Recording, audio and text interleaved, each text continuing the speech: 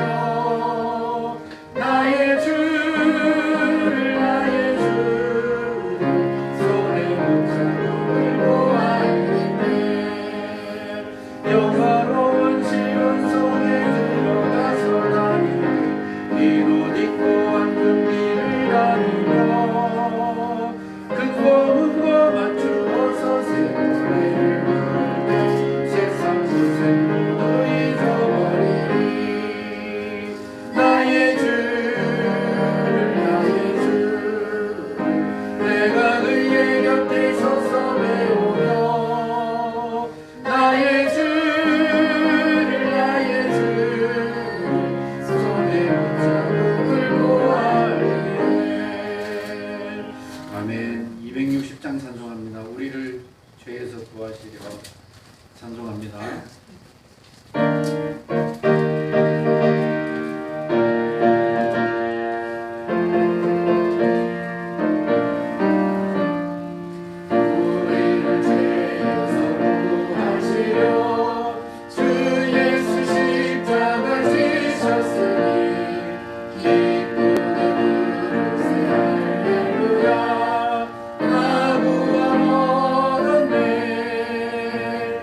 찬송하세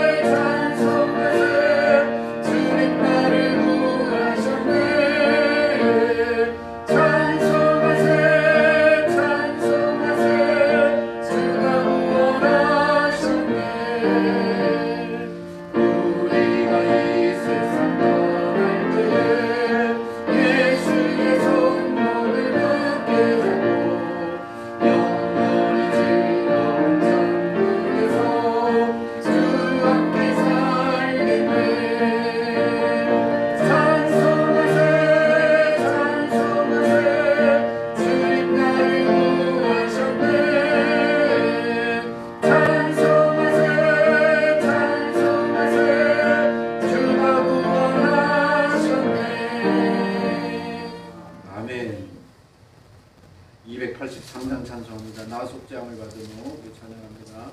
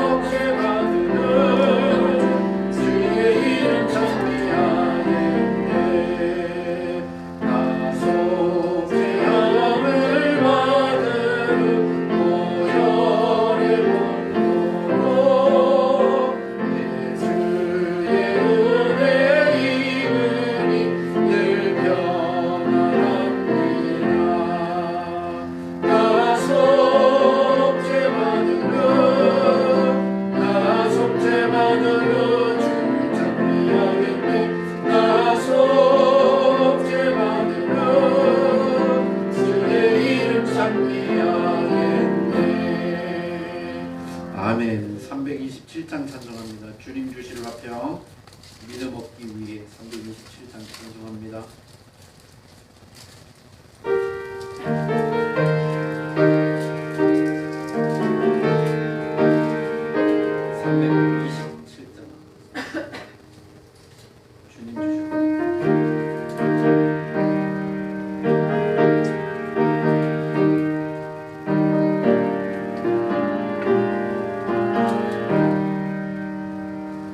주님 주실 화평 믿음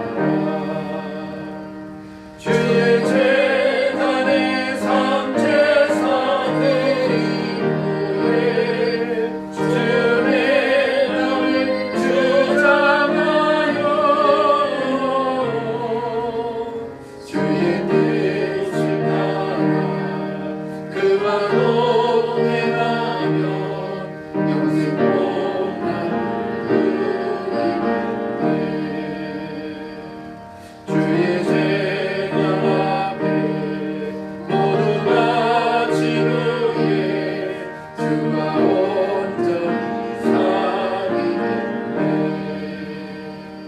주님 주신 기쁨 또한 그의 사랑 얻지 말로 영영하라. 주의 생활의 상제사 드리고에 주의 맘을 주장하리.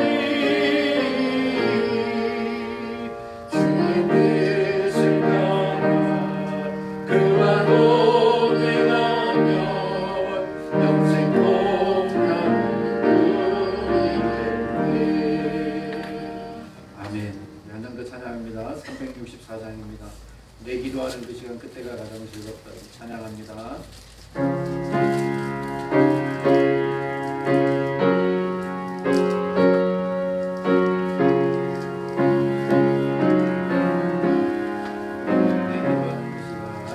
내 기도하는 그 시간 그때가 가장 즐겁다. 이 세상에서 걱정에 얽매인 날 부르사 내 진정 소원 주 앞에 낱낱이 바라보아요. 큰 불행 당해 슬플 때 나 위로받게 하시는 4절합니다. 내 기도하는 그 시간 그때가 가장 즐겁다면 주 세상에서 일찍이 저 요란함을 피하여 인들에서나 산에서 온 밤을 세워 지내사 주 예수 제리 기도로 큰 복을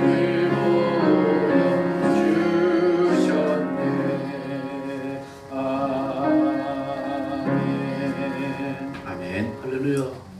감사합니다. 우리 머리 숙여서 신앙 고백하겠습니다. 나는 전능하신 아버지 하나님 천지의 창조주를 믿습니다. 나는 그의 유일하신 아들 우리 주 예수 그리스도를 믿습니다. 그는 성령으로 잉태되어 동정녀 마리아에게서 나시고 본디오 빌라도에게 고난을 받아 십자가에 못 박혀 죽으시고 장사된 지 사흘 만에 죽은 자 가운데서 다시 살아나셨으며 하늘에 오르시어 전능하신 아버지 하나님 우편에 앉아 계시다가 거기로부터 살아있는 자와 죽은 자를 심판하러 오십니다. 나는 성령을 믿으며 거룩한 공교회와 성도의 교제와 죄를 용서받는 것과 몸의 부활과 영생을 믿습니다. 아멘. 자비로우신 아버지 감사합니다. 오늘 밤에도 저희들을 주 앞으로 인도해 주시고 구원의 하나님 앞에 찬양과 경배를 드리며 기도하며 하나님의 임재를 기다리는 그러한 춤을 베풀어 주셨으니 감사합니다. 이 시간 주의 성령께서 능력과 권능으로 임하여 주시고 우리 각자 부르는 기도가 하나님 전에 힘있게 상달되는 축복의 밤이 되게 하여 주옵소서. 로고스 신학교 학생들을 기억해 주시고 의학과 압제 속에 선교하는 중부의 선교사님들을 붙들어 주옵시고 그 모든 헌신과 수고를 기억하시고 복 내려 주시옵소서.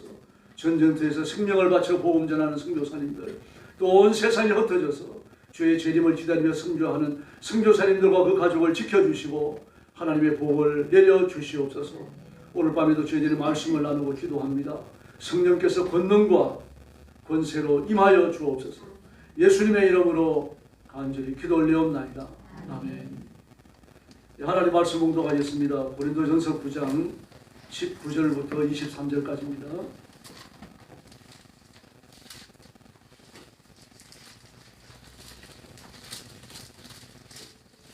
고린도전서 9장 19절부터 23절까지입니다. 신약성경 273페이지입니다. 저와 한 절씩 교도하겠습니다. 19절 말씀 제가 먼저 봅니다. 내가 모든 사람에게서 자유로우나 스스로 모든 사람에게 종이 된 것은 그 많은 사람을 얻고자 함이라. 유대인들에게 내가 유대인과 같이 된 것은 유대인을 얻고자 하며 율법 아래에 있는 자들에게는 내가 율법 아래에 있지 아니하나 율법 아래에 있는 자같이 된 것은 율법 아래에 있는 자들을 얻고자 하며 율법 없는 자에게는 내가 하나님께 율법 없는 자가 아니요 도리어 그리스도의 율법 아래에 있는 자이나 율법 없는 자와 같이 된 것은 율법 없는 자를 얻고자 함이라. 약한 자들에게 내가 약한 자와 같이 된 것은 약한 자들을 얻고자 하며 내가 여러 사람에게 여러 모습이 된 것은 아무쪼록 몇 사람이라도 구원하고자 하느니 23절 같이 봅니다. 내가 복음을 위하여 모든 것을 행함은 복음에 참여하고자 함이라. 아멘. 오늘 설교 제목은 전도입니다. 세상에서 가장 역동적인 사람을 꼽으라고 하면 아마 장사하는 상인들을 꼽을 수 있을 겁니다. 그 외에도 많죠. 스포츠맨들도 아주 역동적이죠. 중국과 우리나라 예선 2차전이 있었습니다만 아주 역동적이죠. 뛰고 태클 걸고 넘어지고 부르고 난리가 납니다. 이기려고 하는 거죠. 이기적 로망이 있는 거죠. 장사도 마찬가지입니다. 큰 장사를 하든 작은 장사를 하든 장사는 돈의 분량이 눈에 보이잖아요. 그리고 얼마나 벌었는지 가늠하니까 성공과 실패가 바로 눈앞에 드러납니다. 역동적이 될 수밖에 없는 거죠. 오늘 물질이라고 하는 건 뭐든지 얻을 수가 있습니다. 세속의 힘입니다. 물질보다 더 강한 힘은 없죠. 물질은 세속에 있는 모든 힘들을 움직일 수 있습니다. 그래서 장사가 잘 되면 한턱 내지도 않지만 기분 좋아가지고 싱글벙글거리잖아요. 이게 티가 나죠. 그러나 장사가 잘 안 되는 날에는 저기압이 되어져가지고 좀 우울해집니다. 의기소침해지기도 하죠. 근데 오늘 성경을 보면 오늘 본문에 안 나옵니다. 성경을 보면 복음 전하는 것 전도를 장사라고 했습니다. 장사하는 것과 같다. 성경이 그렇게 되어 있습니다. 하나님도 복음을 사라고 말씀하셨습니다. 이사야 55장 1절을 보니까 너희 목마른 자들은 물로 나아오라. 돈 없는 자도 오라. 너희는 와서 사 먹되 돈 없이 값 없이 와서 포도주와 젖을 사라. 아멘. 사랑 만물의 믿음입니다. 뭔가 대가를 지불하는 게 아니라는 얘기죠.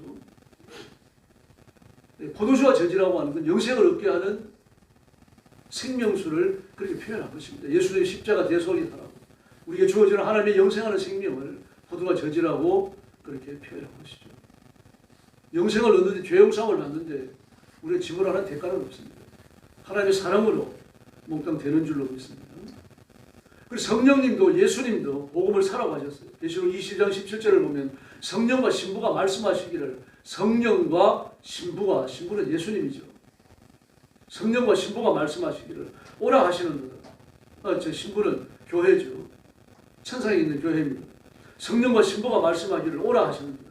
듣는 자도 오라 할 것이요 목마른 자도 오라 할 것이요 원하는 자는 값 없이 생명수를 받으라 하시니라. 할렐루야. 값 없이 생명수를 받으라. 원하는 자는 그러므로 예수 믿는 사람, 하나님의 자녀가 되는 사람은 내 노력과 능력과 권세로 되지 않는다는 얘기입니다. 또 뿐만 아니라 그리스도인은 상인이 물건을 팔아 치우는 것처럼 아주 역동적으로 전도해야 된다는 이야기입니다. 실제로 신약에 그리스도인들이 이렇게 전도했습니다. 바울이나 베드로를 보면 아주 역동적이었죠. 저들을 방해하는 자가 있으면 거침없이 저주를 선언했습니다. 소년이 되기도 했죠. 사이프러스 있어요. 엑스 알루마는 소년입니다. 예, 전도 안 하면 죽은 것처럼 전도했습니다. 바울의 고백을 보면 나오잖아요. 내가 부득불 전도를 할 수밖에 없는 것은 안 할 수 없기 때문이라고 말하잖아요. 내가 하나하나 살기 위해서는 밥을 먹어야 하는 것처럼 숨을 쉬어야 하는 것처럼 이 사도들에게 전도는 그런 것이었다는 이야기입니다. 복음을 받지 않으면 당장 지옥 갈 것처럼 그렇게 도전했습니다. 예수님도 그렇게 말씀하셨죠. 강권하여 내 집을 채우라. 요즘 강권을 하면 좀 문제가 생깁니다. 그래도 때로는 강권을 해야 됩니다. 예수 믿으라고 권해야 되고 또 계산된 행동도 해야 됩니다. 우리는 그리스도인들이고 교회 다니는 기독교 신자들입니다. 그러므로 내가 전도해야 된다는 사실만큼은 변치 않는 진리입니다. 기독교인이 전도한다고 해서 이상하게 볼 건 없습니다. 왜냐하면 왜 그렇습니까? 이거 2000년 동안 해온 겁니다. 2000년이 넘는 또 세월 동안 전도하다가 생명을 잃을지라도 전도는 그치지 않았다는 이야기입니다. 지금도 무슬림 땅이, 북한 땅이 전도는 계속되고 있습니다. 전도를 반영할 요소는 세상에 존재하지 않는다는 얘기입니다. 바울이 로마서 1장에서 말하는 것처럼 나는 복음을 부끄러워하지 아니하노니 아니하노니 헬라어에 있어가지고 강조입니다. 나는 복음을 사랑스럽고 한다는 이야기입니다. 그것도 아주 강조하면서 나는 복음을 대단히 자랑스러워한다. 그렇게 말하고 있습니다. 왜 그런가 하면 믿는 자에게 영생을 주는 하나님의 은혜이기 때문입니다. 이 세상에 어디로 영생을 얻는 법칙은 없습니다. 성경밖에 없습니다. 불교에도 고행을 통해 가지고 덕도하고 해탈이 이럽니다만 그러나 덕도했는지 안 했는지 자신도 몰라요. 죽어봐야 하는 겁니다. 부처가 되어져가 해탈의 고리를 끊고 다음 세상을 내가 선택할 수 있는 그 자리에 오르는 것 아무도 장담하지 못합니다. 이 끊임없는 자기부정과 고난과 노력이 있을 뿐이죠. 세상은 그렇게 불확실합니다. 그런데 예수 믿으면 하나님의 자녀가 되면 죄 용서를 받으면 반드시 구원받고 천국에서 영생을 누리게 될 줄로 믿습니다. 그러나 여기에는 이렇게 그 분명한 복음임에도 불구하고 복음을 전한다는 그 과정에는 여러 가지 제약이 따릅니다. 이 바울 사도도 그걸 알았습니다. 그래서 그 아테네에 가서 복음을 전할 때 알지 못하는 신에게 이래 쏘붙여져 있는 그 제단에서 그 알지 못하는 신이 누구냐 이걸 모티프로 예수님의 복음을 전했어요. 그러나 불과 몇 사람만 친하여 믿을 뿐이다. 그렇게 말하고 있습니다. 전도가 실패했다는 이야기는 아닙니다. 다른 데서 전도해서 그 세력을 넣는 것처럼 그렇게 못했습니다. 다른 데서는 전도해서 교회를 설립했잖아요. 빌보도 그랬죠. 데살로니가도 그랬죠. 고린도도 그랬죠. 빌립보도 그랬죠. 그러나 아데네에서는 교회를 세울 수가 없었습니다. 빨리 나와야 했고요. 그를 따라다니는 깡패들이 또 도달했기 때문에 그는 또 도망가다시피 아데네를 떠나야 했습니다. 또 뿐만 아닙니다. 오늘 19절 이하의 말씀을 보면 바울은 자기 자신을 종처럼 통제한다고 말합니다. 왜 그렇습니까? 복음에 굴복하기 위해서요. 복음에 굴복하지 않으려고 하는 자연인의 욕망, 죄의 욕망만입니다. 세속을 향하는 어떤 그 변화되지 않은 그 타락한 가치가 자기를 붙들고 늘어지는 것을 바울은 느끼는 겁니다. 그래서 내 속에 한 이상한 법이 있어서 나를 붙잡아 죄에 굴복시키려 하는 것을 그런 체험하고 괴로워하고 있었어요. 로마서 7장이잖아요. 그걸 이한 법이라고 말했어요. 이상한 법, 특이한 법. 내가 거듭났고 하나님의 자녀가 되어졌고 내 영혼은 영생을 얻었는데 내 속에 특이한 법이 있어가지고 나를 죄로 이끌어간다는 거예요. 바울은 그것들과 싸우기 위해서 자기 자신에게 제한을 합니다. 유대인에게는 유대인처럼 로마에게는 로마인처럼 할례 없는 이방인에게는 할례 없는 이방인처럼 할례가 있는 사람에게는 할례가 있는 사람처럼 어쨌든 한 영혼이라도 더 얻었으면 좋겠다 싶어가지고 그런 상황에 정했다는 이야기입니다. 죄를 짓지 않는 것이라고 하면 어떤 상황에 핑계를 대서라도 전도 안 하는 것을 찾지 않았다는 이야기죠. 바울이 이렇게 자신을 통제했던 것은 자기의 약하기 때문입니다. 이 만약에 당당하다고 하면 이렇게 할 필요가 없는 거죠. 예수님을 보십시오. 그침이 없으셨어요. 그 교만한 바리새인들 앞에서요. 그 거만하기 짝이 없는 대제사장과 제사장들 앞에서요. 사두개인들 앞에서 사두개인들 얼마나 잘난 척합니까? 그런 학식이 있었어요. 지식인들이었어요. 그런데 주님은 그침이 없으셨습니다. 근데 바울은 아닙니다. 많이 망설였어요. 이게 예수님과 우리의 차이입니다. 예수님은 전능하신 하나님, 우리의 구세주이신과 동시에 온 세상의 통치자 왕이신 줄로 믿습니다. 그런데 우리는 아닙니다. 육신의 약함을 짊어지고 있는 거예요. 그래서 바울처럼 자신을 통제해야 합니다. 약하기 때문입니다. 영혼을 건져야 하는 목적에 도달하기 위해서 때로는 자존심이 상해도 참아야 되는 거죠. 내가 전도하는 게 아니라면, 예수 믿는 사람이 아니라면 이런 말을 듣고 있을 필요도 없는데 당연하죠. 그걸 듣고 참아야 되는 이유는요, 혹시 영혼을 건질 수 있지 않을까, 그 이유 때문에. 그래서 바울은 어떻게 하면 헬라인을 이해할 수 있을까, 어떻게 하면 로마인을 이해할 수 있을까, 어떻게 하면 로마의 문화 속에 빠져있는 사람들을 건져낼 수 있을까, 이게 바울의 관심사였습니다. 세상에서 전문가는 돈이 목적입니다. 그 의대 정원을 늘린다고 하니까 막 선물 맞은 멧돼지처럼 대모하잖아요, 의사들이. 왜 그렇습니까? 밥그릇 지키기죠. 법조인들을 보십시오, 변호사들도. 사무시험을 통해 가지고 변호사가 될 때는 변호사 수준 적었어요. 그럼 로스쿨을 통해 가지고 변호사 자격증을 따게 되어지니까 변호사가 몇 배로 늘었습니다. 그럼 몇 배로 늘었으면 수입이 적어졌느냐? 옛날만큼 번다고 해요. 그럼 옛날만큼 번지면 물가가 올라갔잖아요. 돈 계산에는 지식일수록 귀신이에요. 결국 자기 밖으로 나눠 먹어야 되는 겁니다. 나라가 어떻게 되든지 간에. 백성들이 의료 혜택을 입기 얼마나 힘들든지 간에 이건 따지지 않는 겁니다.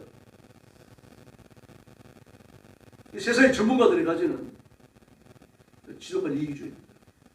그래서 우리는 의료가 망할 수 있다는 것을 기억해야 됩니다. 로스쿨 보십시오. 잘 굴러갑니다. 법조계에서 잘 굴러가요. 사무실이 없어졌을 때 잘 굴러갑니다. 의대 정원이 팽창된다고 하더라도 의사 안 굴러 죽습니다, 여러분. 어느 시대에 의사가 굴러 죽었습니다. 그럼 바울이 전문가가 되려고 하는 의도는 어디 있습니까? 돈 벌려고 하는 게 아니죠. 바울이 열심히 전도해가지고 무슨 돈을 벌겠습니까? 오늘 멱살 잡힐 일만 더 생기지 않았어요. 듣지 않아도 될 소리를 듣고요. 별 이상한 소리를 다 듣고요. 그가 만약에 이 기독교인으로 회심하지 아니하고 유대인으로 남았다고 하면요, 민족의 지도자가 됐을 사람입니다. 세수의 연인을 누렸을 사람이죠. 그럼 그걸 깡그리 다 포기해버립니다. 복음과 함께 고난을 받기 위해서 전도자가 되는 길을 선택하는 겁니다. 그 이유는 영혼을 건지기 위해서입니다. 이 사실을 19절부터 22절까지 잘 진술하고 있습니다. 그래서 바울은 복음을 전해야 된다고 하니 한 가지 목적에 사로잡혔어요. 불응한 지워졌던 영혼들을 생각하면 그 목적을 갖지 않을 수가 없을 겁니다. 불신자들은 회심하지 않으면 천국이 못 옵니다. 그 죄를 운명처럼 짊어지고 지옥의 형벌에 떨어져야 하는 거죠. 그러면서 오로지 목적이 뭡니까? 물질입니다. 세상의 정욕과 욕심과 쾌락이에요. 그 천국에 갖고 가지도 못할 것, 지옥에 가지고 가지도 못할 것, 내가 다 누리고 가지도 못하는 것인데 그렇게 심취합니다. 몰입하고 그게 빠져들어갑니다. 인생을 겁니다. 목숨까지 걸죠. 다시 말해서 별 쓸모없는 걸 위해서 목숨을 건다는 이야기입니다.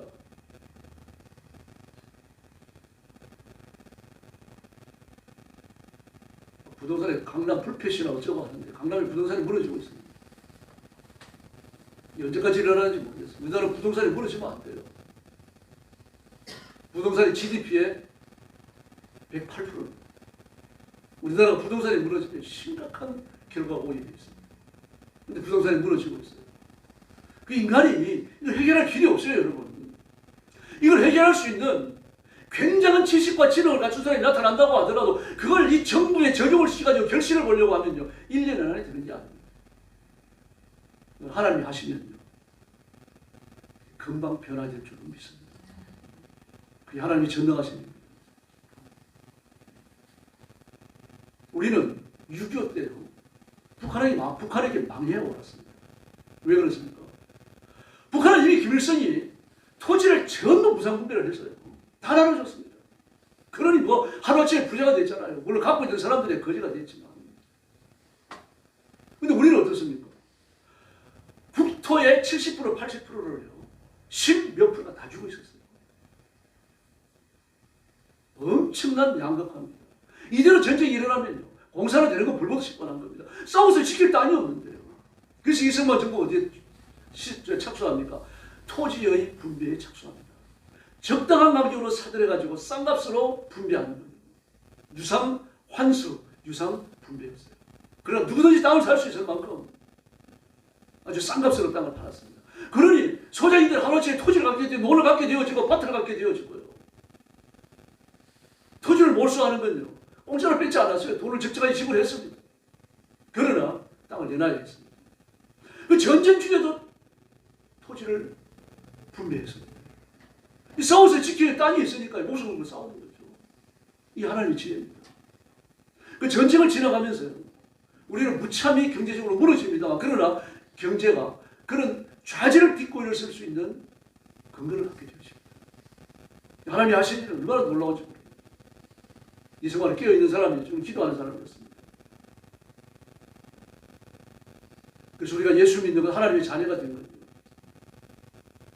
이건 그냥 나만 예수 믿고 구원받는 걸로 끝나는 게 아니라 이 민족, 이 역사의 흥망성쇠와 관련이 있다는 것을 기억하셔야 됩니다.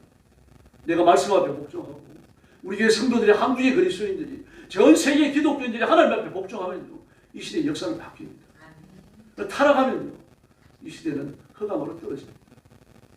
이 성경의 기록이 과거의 역사 아닙니까? 세상을 떠나셨지만요 지하철과 이 강남 터미널에서 한겨울에도 맨발로 전도하던 최춘산 할아버지가 있습니다. 한때는 그걸 미친 사람이라고 불렀어요. 지금 미친 분이 아닙니다, 여러분. 복음이 열정에 붙들렸던 분입니다. 지금도 유튜브 들어가서 최춘선 검색해 보십시오. 그건 영상이 한두 개 뜨는 게 아닙니다. 그 아들이 최방울 목사님입니다. 나는 내 아버지처럼 되고 싶은데 아버지 발끝도 못 쫓아간다고 말합니다. 엄청난 부자예요, 여러분. 강남에 빌딩을 갖고 있는 분입니다. 그런데 그는 미친 사람처럼 맨발이 되어져갖고 거리를 내몰렸어요. 주님의 사랑에 부딪히고 나니까 그렇게 하지 않을 수가 없었던 거죠. 우리도 복음 전도에 대한 막연한 전상을 보내야 돼. 내가 능력받으면 전도가 잘 될 것이다. 그렇지 않습니다. 기적이 일어나면 불신자들이 굴복할 것이다. 그것도 아닙니다. 전도자의 눈물로, 전도자의 애절한 기도로 전도를 결실합니다. 그래서 고린도후서 2장 4절을 보면요. 내가 큰 환난과 애통한 마음이 있어 많은 눈물로 너희에 썼노니 이는 너희를 근심하게 하려 한 것이 아니요 오직 내가 너희를 향하여 넘치는 사랑이 있음을 너희를 알게 하려 합니다. 바울이 사랑이었습니다. 눈물이었고 기도였습니다. 전도자도 마찬가지입니다.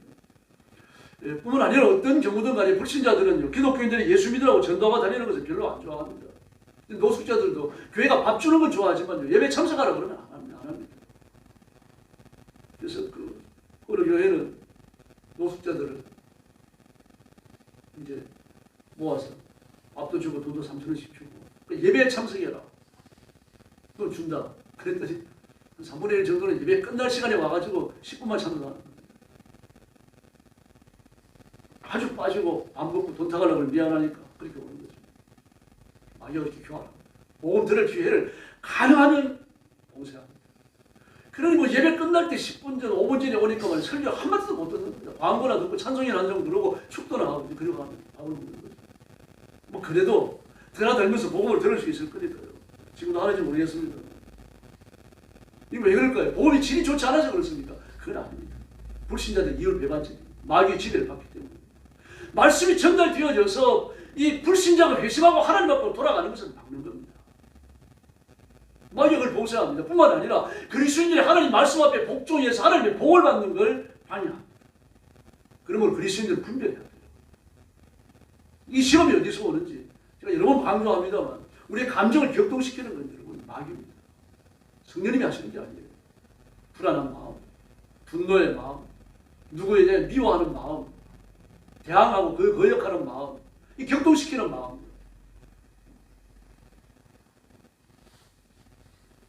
전도하다가 보면 그 불신자들을 만나면 예수 믿는 사람들을 참 안 된 눈초리로 보는 사람들이 많아요. 이 좋은 날씨에 왜 저러고 돌아다니는가? 저렇게 하면 교회에서 한두 푼 주는가? 그걸로 살아가는가? 뭐 이렇게 생각하는 사람도 없지 않아 있습니다. 막 자기는 사소하더라도 일상에서 불신자들 죄를 많이 짓잖아요. 뭐 크고 드러난 죄는 짓지 않지만 속이고 배신하고 음해하는 일들이 한두 가지니까. 이런 죄를 떳떳하게 아무런 양심의 가책도 없이 지으면서 예수 믿는 사람들, 전도하는 사람들을 미워해요. 그게 정상이 아니죠. 납득할 수 있는 일이 아닙니다. 전도하는 사람들이 환정받을 적이 있습니까? 같은 신자라도 별로 안 좋아하는 사람들이 있습니다. 뭐 저도 그런 말을 많이 들었어요. 나가서 전도하다가 보면 시합 다니면서 저철에서 이제 며칠은 전도도 하고 있는데 어떤 사람이 불러서 가면 당신 같은 사람들 때문에 사람들이 교회 안 나가 이제 그만해 반말하면서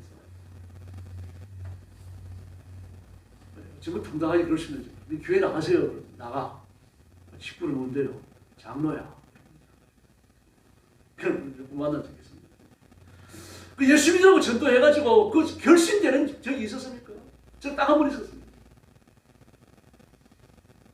버스에 전도해가지고 교회 나가겠다고 다짐을 받아 자기가 하더라고요. 주일에 교회 나가세요. 가까운 교회. 그러므로 내가 전도해서 그 자리에서 결신하는 경우는 거의 없습니다. 전도자를 30만 명 뿌리면 한 명 결신을 할 것이라고 예측합니다. 저는 어떤 데는 100만이라고 해요. 복음주의 목회연구소는 300만 장을 뿌리면 한 명 결신한다고 그러고요. 어떤 통계인지 모르겠습니다. 그렇게 말합니다. 어쨌든 말이죠. 전도의 능력이 없어서가 아니라 불신자들이 눈에 뵈는 게 없어서 그래요. 마귀에 붙들려 있으니까 당연히 보낼 게 없습니다. 그래서 역사적으로 보면 배신자 없는 전도가 많았습니다. 예레미야와 이사야 선지자 얼마나 능력 있는 선지자입니까? 얼마나 강력한 메시지를 외쳤어요. 그러나 그걸 듣고 회심한 사람이 한 사람도 기록됩니까? 아무도 없었어요. 뭐 실제로 그 설교를 듣고 회심한 사람이 있었는지 모르겠습니다. 성경 기록상에 없어요. 예수님은 보십시오. 제자는 은삼십에 예수님을 팔아버렸고요. 다른 제자는 몽땅 배신하고 다 도망가 버렸습니다. 그래서 전도는 해야 할 줄로 믿습니다. 전도가 힘드니까 둘씩 짝지어 나가서 전도하지 하셨잖아요. 또 마귀와 악한 영들을 제어하는 능력을 주셨고요. 물질을 의지하지 말라고 그러셨죠. 지팡이 하나만 가져가라고 그러셨어요. 신발만 신고 옷도 두 벌을 가지지 말고요.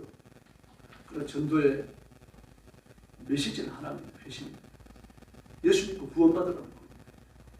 근데 전도하다가 보면은 교회를 조금 아는 사람들은요, 대부분 전도하는 걸 대단히 싫어합니다. 불신자보다 더 싫어해요.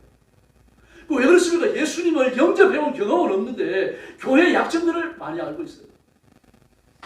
전도하기가 대단히 어렵습니다. 전도하기 어려운 사람이 누굽니까? 불신 가족이요. 친척과 친지입니다. 회사에서 늘 만나는 사람이고 또 동네에서 만나는 이웃들입니다. 뭐 이런 사람들은 참 전도하기 어려워요. 그럼 전도할 때 부담감이 적은 사람이 누굽니까? 처음 만나는 사람입니다. 전철역이라든지 백화점 앞이라든지 이런 데가 전도하기 좋죠. 부담감이 적죠. 처음 만나는 사람들이 늘 있으니까요. 그럼 누가 하든 어떤 전도를 하든 쉬운 전도는 없습니다. 어떤 방법으로 하든 전도는 불신자들이 미련하게 보게 되어 있습니다. 그러므로 전도하는 것을 불신자들이 미련하게 본다, 안 좋아한다, 미워한다, 이걸 알고 계셔야 돼요. 알고 있는데도 적대적 감정과 부딪히면 상처를 입잖아요. 그러니까 영적인 방비를 하고 계셔야 되는 겁니다.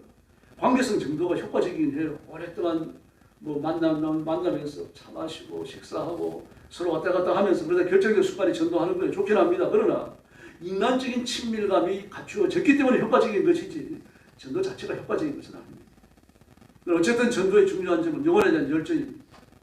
내가 복음의 신부름꾼인지 아니면 복음의 부정꾼인지 복을 한 달란트 받은 사람처럼 복음의 은비장은 아닌지 자신을 살피시길 바랍니다.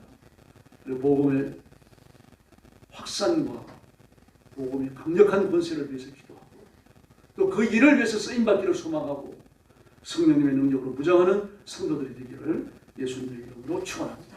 기도하겠습니다. 자비로우신 아버지 하나님 감사합니다. 우리 입을 열어주셔서 전도하게 해주시고 내가 예수 믿으라고 전도할 때 성령님 함께 역사해 주시기를 바랍니다.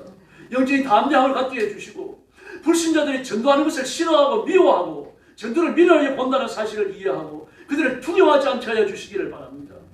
담대한 마음으로 전도하고 영혼이 구원받기를 간절한 마음으로 전도하고 전도를 위해서 기도하고 주님 앞에 헌신하는 저희들이 되게 하여 주시옵소서.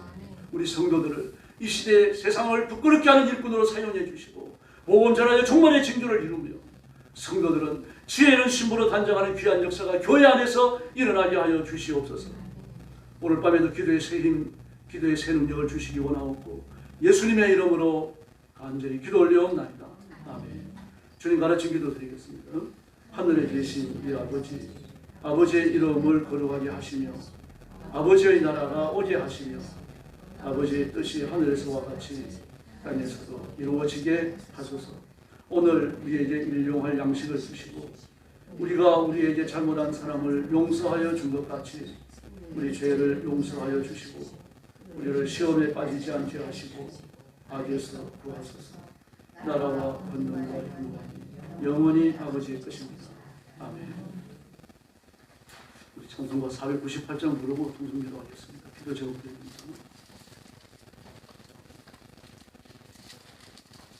자신의 영성을 위해서 뜨겁게 부르시기 바랍니다. 하나님 앞에 말씀대로 살지 못하는데 그를 용서해 주십시오. 회개하시고 그리고 성령님 제게 지금 임하여 제 인격을 장악하여 주시고 기름 부음을 주시고 성령님께 철저히 굴복하도록 저를 변화시켜 주옵소서. 뜨겁게 기도하고 그리고 전도하는 전도인이 되도록 기도하시기를 바랍니다.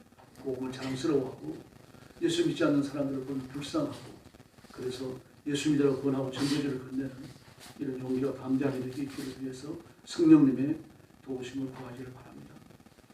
그리고 가정을 위해서 기도하시기를 바랍니다. 믿지 않는 가족들이 주님 앞으로 돌아오도록 내 가정이 성령 충만하고 주에 이기도록 성령님이 운행하시며 복 주시는 가정이 되도록 또 기도하시고 물질의 복과 건강의 복을 주셔서 하나님 손에 붙들려 쓰임받도록 그렇게 기도하시기를 바랍니다.